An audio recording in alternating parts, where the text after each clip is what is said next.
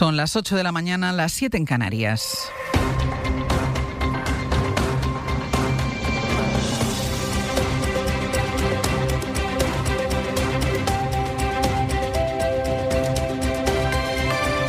En la cadena SER,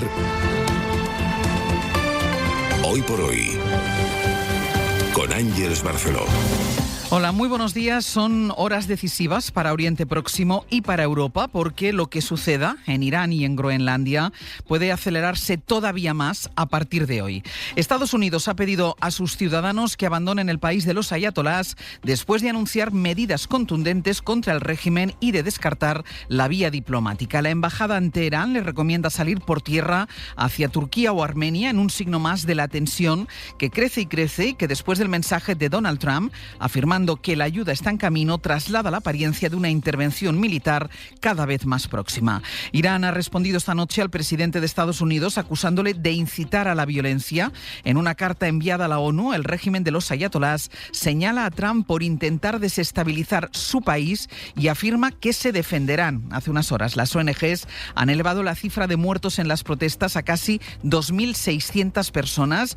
Vamos con la última hora, corresponsal en la zona, Nuria Garrido. Buenos días. ¿Qué tal, Ángels? Buenos días. Sí, crece la preocupación entre las ONGs ante esta elevada cifra de víctimas mortales, entre las que se encuentran al menos 12 menores, pero es que además en las últimas horas un alto cargo del Ministerio de Sanidad iraní le reconoció al The New York Times que esta cifra se eleva ya a los 3.000. Y como explicabas, en esa misiva enviada de Irán a la ONU, le reprocha a Trump estar alentando acciones que ponen en riesgo la estabilidad y seguridad del país, dice en la carta, además de responsabilizarlo junto a Israel de la muerte de civiles jóvenes en las manifestaciones. Si Donald Trump va a actuar o no en las próximas horas sigue siendo una incógnita, pero funcionarios israelíes, según recoge el canal NBC News, le habrían pedido a Donald Trump que posponga el ataque al considerar que el régimen de los ayatolás todavía no está lo suficientemente debilitado. Mientras tanto, en Irán hoy se espera otra jornada de protestas en las calles.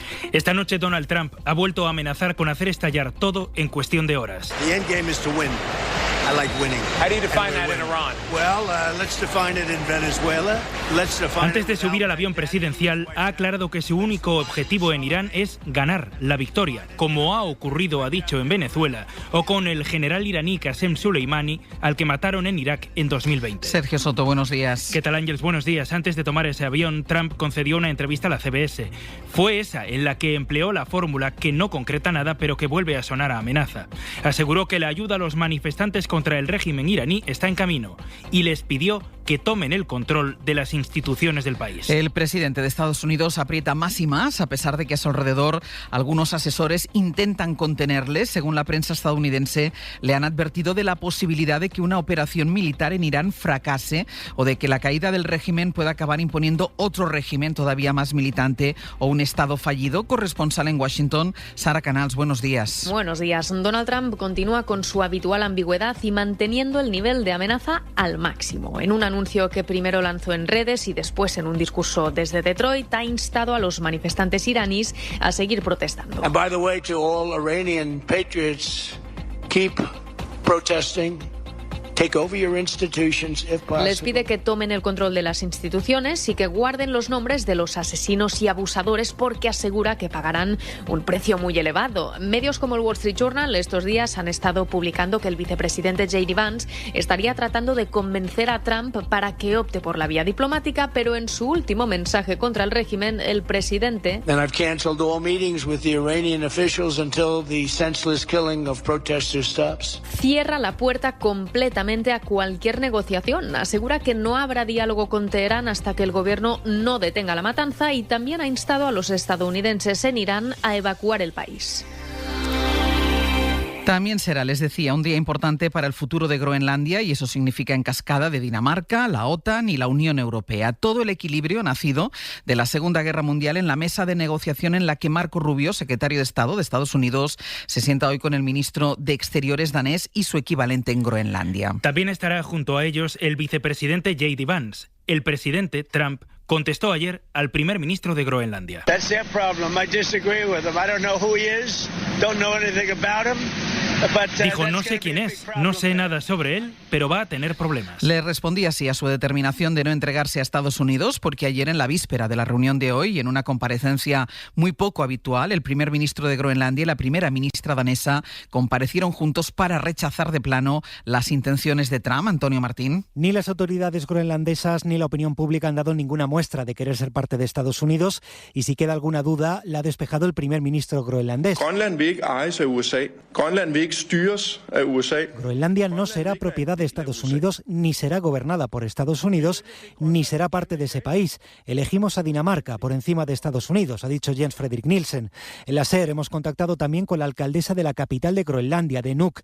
Alava Colsen nos ha contado que el escenario actual está generando ansiedad en una ciudad de apenas 20.000 habitantes que tiene unas rutinas pacíficas, pero también avisa: nuestras raíces son la resiliencia, el respeto mutuo y la estabilidad, concluye. Después de Gaza, Venezuela, la ola de Estados Unidos toca a Europa, que sigue buscando una manera de reaccionar. El secretario general de la OTAN, holandés, no se posiciona o lo hace del lado de Trump. Y en las instituciones de la Unión Europea empieza a cundir la impresión de que también sobra silencio. Lo dijo ayer la vicepresidenta Teresa Rivera, en lo que se interpreta como un mensaje a von der Leyen.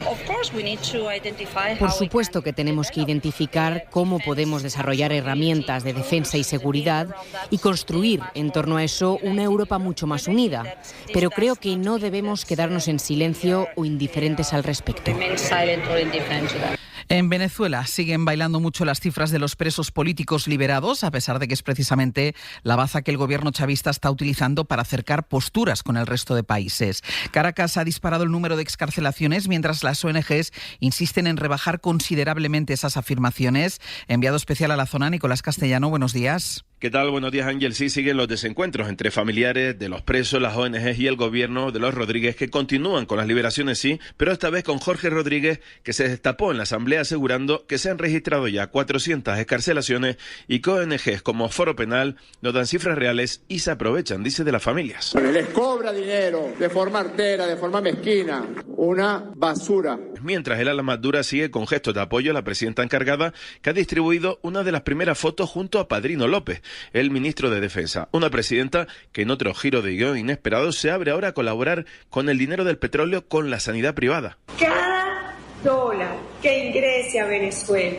de nuestra industria petrolera y gasífera irá destinada a atender los requerimientos de salud del pueblo venezolano. Un acuerdo con el sector privado de salud. Y a su vez, en otro mensaje para satisfacer a los Estados Unidos, Diosdado Cabello ha asegurado que la lucha contra el narcotráfico ha dado ya en solo 14 días como resultado la incautación de 7 toneladas de cocaína, un control demandado por la Casa Blanca. Enseguida, las novedades sobre el caso Julio Iglesias. Me tienes contenta. Necesito un coche de sustitución y no lo tienes. Pues yo me voy a la Mutua. ¿Contento? Vente a la Mutua y además de darte un coche de sustitución, te bajamos el precio de tus seguros, sea cual sea. Llama al 91 555 5555. Vente a la Mutua y todos contentos. Condiciones en Mutua.es. Se abre el telón y vemos a una pareja ahorrando en Aldi. ¿Nombre de la peli? ¡Dos listos, muy listos! ¡Qué grande! Grande el ahorro que tienes cuando repites en Aldi. Ahorra con la malla de 3 kilos de patatas. A 0,99 el kilo, un 36% menos. Aldi. ¡Qué poco cuesta comprar bien! Si hay Don Simón, nos quedamos. Tinto de verano. El tinto de verano ahora se bebe todo el año. Don Simón. Buenos días. En el sorteo del Eurojackpot de ayer, la combinación ganadora ha sido 2, 16, 27, 33 y 47. Soles 6 y 12.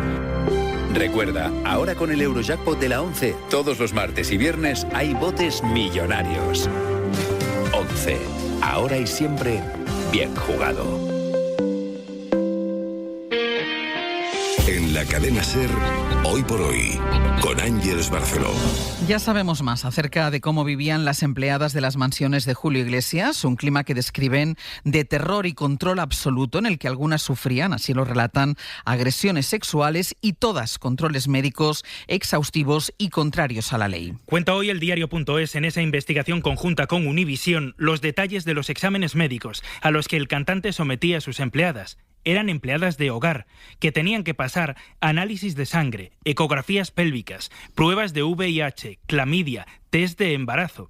La gobernanta, llaman así a la jefa de la mansión, las enviaba en grupo a hacerse estas pruebas que escapan a cualquier examen médico en el trabajo. Un grupo en la tarde y uno en la mañana para que la casa no se quedara sola. Porque acuérdese que no podemos salir sola de la villa nunca. Ella es quien nos conduce allá y dice, a tal hora paso por ustedes. Y así era siempre. Así cuando nos fuimos a hacer la vacuna del COVID, que ni siquiera nos preguntaron, ¿quieren hacerse la vacuna del COVID? No. Aclara la información que exigir pruebas de este tipo a las empleadas es ilegal en República Dominicana, donde trabajaron algunas de las víctimas. La figura de Julio Iglesias ha hecho que el escándalo salte a la política española, que ayer se posicionó en todo el espectro. El Gobierno ha pedido que se investigue el caso en los tribunales, algo que ha empezado a hacer la Fiscalía a partir de la denuncia de las dos mujeres que denunciaron las agresiones. El PP, en cambio, prefiere no decir nada, pero de esa línea se ha desmarcado el Partido Popular de Madrid, que sí ha decidido manifestarse para defender al cantante, hablando de la ultraizquierda. Mariola Lourido. El Gobierno no aclara si le va a retirar la medalla de las Bellas Artes a Julio Iglesias, que en 2010 le concedió el Ejecutivo de Zapatero, aunque pide que no haya espacios para la impunidad. La ministra de Igualdad, Ana Redondo, no cuestiona a las víctimas y exige que se investigue hasta el final. Y se puede ser un excelente cantante, un excelente artista, pero tener un lado muy oscuro, un lado muy machista. En el PP, Ayuso ha salido en defensa del prestigio del cantante y señala que las mujeres violadas y atacadas están en Irán con el silencio cómplice de la ultraizquierda. El líder de Vox, Santiago Abascal, acusa al Gobierno de querer tapar la corrupción. Yo no puedo juzgar esas denuncias, pero lo que sí juzgo es el interés de este Gobierno en convocar o en provocar que eso sea el gran debate público. La oposición en Madrid, tanto en la comunidad como en el ayuntamiento, exige al PP que le quite las distinciones a Julio Iglesias. Precisamente relacionado con la Comunidad de Madrid, es noticia que cuenta la SER esta mañana que el juicio de Alberto González Amador, el novio de Isabel Díaz Ayuso, no se celebrará hasta 2027, después de las elecciones madrileñas. Es lo que confirman ya fuentes judiciales a Radio Madrid. Se trata del proceso que tiene en marcha por los delitos de fraude fiscal. La razón, dicen, está en la saturación del juzgado. Radio Madrid, Alfonso Gea. La saturación que sufren los juzgados de lo penal de Madrid por la enorme carga de trabajo de estos órganos judiciales, incrementada ahora incluso por la reforma Bolaños, impide fijar una fecha de la vista oral en este recién estrenado 2026 y en los primeros meses del año próximo. La causa contra el novio de Ayuso ha ido a estos juzgados situados en el distrito de Ciudad Lineal porque la cantidad defraudada al fisco no supera los 600.000 euros. Si esa cantidad hubiera sido superior, la vista oral se habría celebrado en la audiencia provincial, como ha sucedido, por ejemplo, con varios futbolistas muy conocidos. El próximo año es año de cita electoral, concretamente de elecciones autonómicas en Madrid, por lo que muy posiblemente este juicio se va a desarrollar después del mes de mayo, el mes de la renovación del Parlamento Regional madrileño. Y también contamos esta mañana en la SER más novedades acerca del pelotazo que pegaron con las mascarillas miembros del PP de Almería. El juez que lo investiga cree que los 2,5 millones de euros que se embolsaron por el supuesto amaño de un contrato solo la punta del iceberg lo explica en un auto en el que habla de toda una dinámica fraudulenta de contratos públicos en la Diputación Provincial de Almería. Javier Bañuelos, buenos días. ¿Qué tal? Buenos días. Sí, la investigación realizada por la UCO confirma que el presunto amaño de aquel contrato en plena pandemia no fue un hecho aislado. En un nuevo auto fechado este mes de enero, el juez del caso recoge que la Diputación de Almería con el PP funcionaba como eje central de un sistema fraudulento de adjudicación de contratos públicos beneficiando a empresas afines. Y todo, dice el juez, con el pleno conocimiento, aquiescencia y participación del entonces presidente del Popular, Javier Aureliano García. El juzgado acaba de ampliar su listado de investigados con 6 nuevos empresarios, todos al frente de las 7 sociedades que la trama colocó supuestamente para llevarse durante varios años una treintena de contratos públicos en Almería a cambio de mordidas, dinero que presuntamente cobró y repartió el entonces vicepresidente Óscar Liria. Según el juez, la explicación que le dio el propio Liria sobre los 26.000 euros en efectivo que la UCO encontró en su casa fue una justificación vaga y carente de apoyo documental. Hay una luz que lleva 125 años brillando contigo. Esta luz ha llegado a cada rincón de España y cruzado fronteras de otros continentes. Ha transformado nuestras vidas. Y ahora quiere llegar aún más lejos, porque lo mejor está siempre por venir. En Iberdrola celebramos 125 años luz junto a ti. Iberdrola. Si te pido que pienses en tu alma gemela, tu mente pensará automáticamente en una persona. Es inevitable. Pero te diré algo, tu alma gemela puede tener otra forma. Cupra Formentor híbrido, con 126 kilómetros de autonomía eléctrica y 860 de combinada. Descubre más en cupraofficial.es. Tras la caída de mamá, Cuideo nos presentó a su cuidadora y nos proporcionó un reloj inteligente que detecta caídas y permite llamadas las 24 horas. Cuideo. Así es, empiezan las rebajas con descuentos en moda y tecnología. En Danone no estamos de rebajas porque tenemos un compromiso con una nutrición accesible. Por eso en 2026 nuestros yogures esenciales seguirán costando €1. Lo mismo que en 2016. Este es nuestro compromiso. Danone. ¡Qué rico que está! Hoy por hoy, Ángeles Barceló. En lo político siguen los desencuentros entre PSOE y Sumar a partir de las medidas de vivienda. Lo vamos a abordar en el abierto, pero la otra noticia llega en forma de reuniones. Primero porque ayer Moncloa confirmó que Sánchez ya se había visto con Oriol Junqueras 2 veces antes de la reunión de la semana pasada, la que se creyó que era la primera y que sirvió para acabar de cerrar y anunciar la propuesta de reforma del sistema de financiación autonómica. Y después porque ayer supimos que el lunes, por primera vez en 10 meses, Pedro Sánchez se verá con Alberto Núñez Feijóo en la Moncloa. Lo hacen para tratar la estrategia internacional del gobierno, aunque el PP dice que no lo va a poner fácil. Es su forma de proceder, no ponerlo fácil, es la que van a aplicar también en el encuentro de hoy, en el encuentro del Consejo de Política Fiscal y Financiera, que tiene que debatir la reforma de la financiación autonómica, y esta vez el PP no va a dar plantón, pero sí piensa torpedearlo. David Junquera, buenos días. Buenos días. Van a ir, pero esta vez se guardan lo que van a hacer dentro. No sabemos cuál, pero habrá posición unitaria de las comunidades del PP, que no obstante estaban divididas entre las que no veían con malos ojos un plante y las que quieren escuchar. Los consejeros de Hacienda quieren saber en qué consiste el modelo completo y hacer sus cuentas. Génova, por su parte, ya tiene su conclusión antes de que empiece el encuentro. Miguel Tellado critica a los PSOEs regionales por su silencio. Menudo papelón, callados como puertas ante el atraco a mano armada de Sánchez y Junqueras al dinero de todos los españoles. En el PP reconocen que cualquier cosa mejora el modelo existente, pero claro, en ningún caso pueden apoyar algo que salga del gobierno en pleno rally electoral y mucho menos si viene con el sello de Oriol Junqueras. La oferta de Futuro Popular empezará a definirse el domingo, cuando Feijóo ha citado a sus varones en Zaragoza para hablar precisamente de financiación. Y hoy además miles de médicos están llamados a la cuarta huelga de estos profesionales contra el estatuto marco propuesto por Sanidad. Los paros continuarán también mañana. Los sindicatos advierten, si no llegan a un acuerdo con el Ministerio, se plantean convocar una huelga indefinida. Marina Fernández. Cuarta huelga médica en 7 meses con la amenaza sobre la mesa de un paro indefinido. Enfrente de una situación que se demora ya más de 20 años, de maltrato sistemático, injustificado del colectivo médico y facultativo. Lo define así Xavier Lleonart, de Metges de Cataluña, uno de los sindicatos convocantes de la huelga de hoy.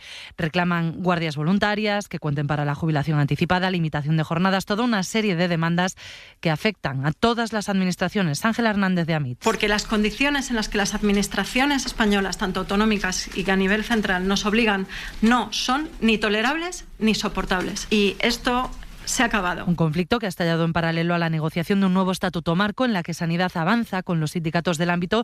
Los médicos reclaman un estatuto propio que de momento el Ministerio sigue descartando. Los domingos de Alauda Ruiz de Azúa y Sirat de Oliver Lache encabezan las nominaciones de los premios Goya que anunció ayer la Academia del Cine Español. La edición de este año se va a celebrar el próximo 28 de febrero y se va a celebrar en Barcelona, y se han presentado hasta 218 películas. Es una información de Pepa Blanes. No suele pasar que las películas más nominadas a los Goya sean 2 películas de autor, por eso hay que celebrar las 13 nominaciones de los domingos y las 11 de Sirat. Que lo que no es predecible siempre es interesante, ¿no? Yo creo que tenemos que estar todos muy, muy orgullosos, y tengo muchísimas ganas de volver a España y contaros las 1000 batallas que estamos teniendo aquí, que está siendo surrealista. Decía Alauda Ruiz de Azúa, y la sede desde Los Ángeles, donde sigue su campaña internacional. También es significativo la nominación a Mejor Director para alguien tan radical como Albert Serra en Tardes de Soledad, un documental que compite con Flores para Antonio, que logra 2 candidaturas. Para la comunidad sorda no hay todavía personajes que representen a la comunidad sorda y sabíamos que eso llevaba una responsabilidad. Y este es también el año de la diversidad. Sorda, otra película importantísima de la temporada, nos deja la primera actriz sorda nominada, Miriam Garlo. Mario Casas, Álvaro Cervantes, Susana Baito, Anora Navas, Patricia López Arnaez son algunos de los actores que estarán en Barcelona el próximo 28 de febrero. Y en 10 minutos el abierto. Hoy con Ignacio Escolar, Gonzalo Velasco y Pablo Iglesias. Pues así llegamos a las 8:20 de la mañana, las 7:20 en Canarias.